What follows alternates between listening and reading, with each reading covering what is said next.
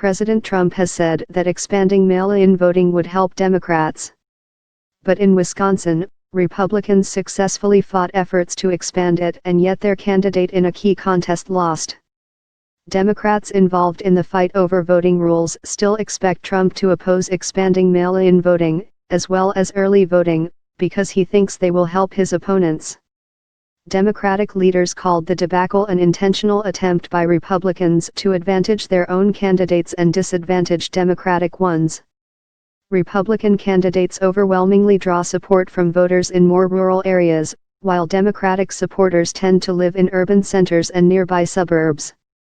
Tom Perez, chair of the Democratic National Committee, called the Wisconsin election voter suppressions on steroids in a conference call on Monday morning, hours before the election results came in.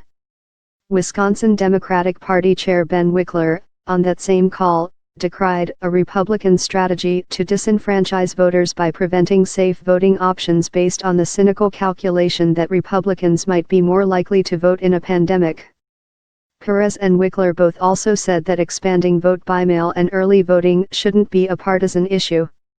This shouldn't be about right versus left, Perez said. Coronavirus kills Democrats and Republicans and independents alike, Wickler said.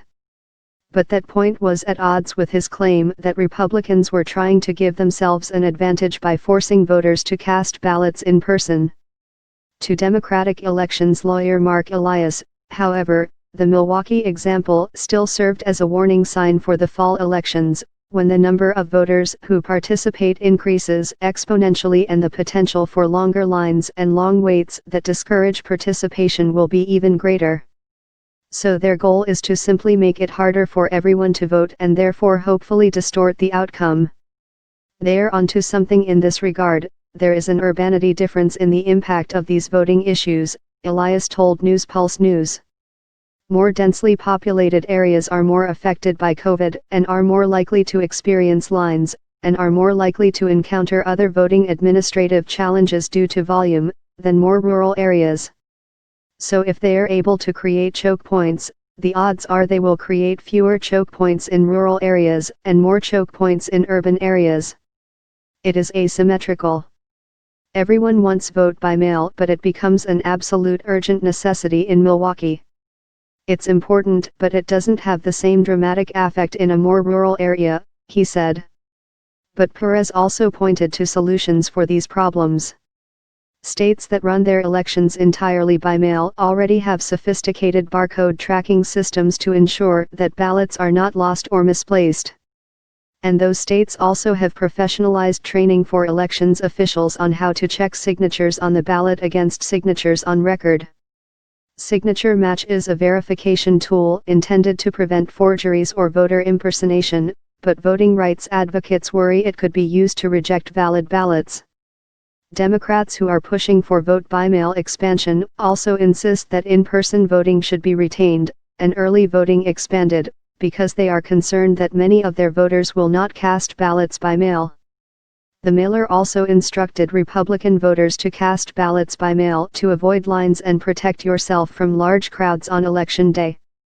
Republican objections, then, are really not about letting their own voters do so by mail. They are about letting all voters do so. They claim that's because sending ballots to every eligible voter would increase the chances of ballots being sent to addresses where the person has moved or died. There is a very obvious difference between requesting an absentee ballot when you will be unable to vote in person versus automatically mailing every registered voter a ballot, Tim Murtaugh, a spokesman for the Trump re-election campaign, told News Pulse News. Sending everyone a ballot opens up wide possibilities for ballots to be intercepted, for ballots to be stolen from mailboxes, or for vote harvesting to occur. Election fraud with respect to both registration and voting is a federal crime that can result in fines of up to $5,000 and up to 5 years in prison, Perez wrote. But politicians and party officials often have their very livelihoods or quest for power at stake in elections, boosting their incentives for misconduct.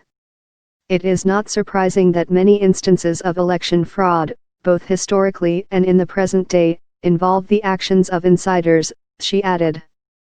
Perez outlined a number of measures that elections officials can take to prevent such abuses by those already in power, from separating tasks among elections officials to avoid concentrated power, to scrupulous record-keeping and audits or reviews, to tip lines and proper investigations, and other measures.